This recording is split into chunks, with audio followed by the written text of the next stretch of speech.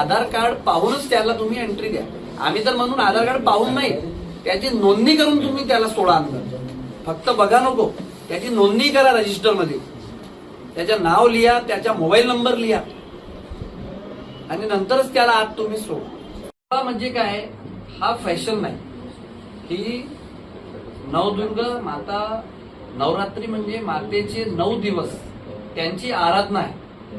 तिथं एक शक्तीपीठ एक प्रकारे आपण जागृत करतो जिथं त्यांची आणि आपण सगळ्यांना माहितच आहे का, गरबा हा म्हटलं आपण आधी तर सगळ्यांनी गुजरात पासूनच बघितलंय ना.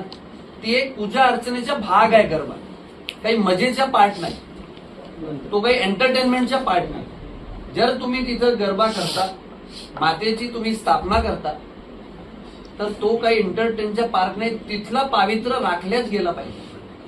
त्यासाठी बजरंग दल तर्फे कालच पत्रकार परिषदेत सांगितलं का जे त्या पावित्र्याला राखू शकतात आणि जे त्या धर्माशी निगडीत आहेत, फक्त त्यांनीच तिथे यावे आणि तिथलं पावित्र्य राखून तिथं गरबा हा आयोजित केला आहे.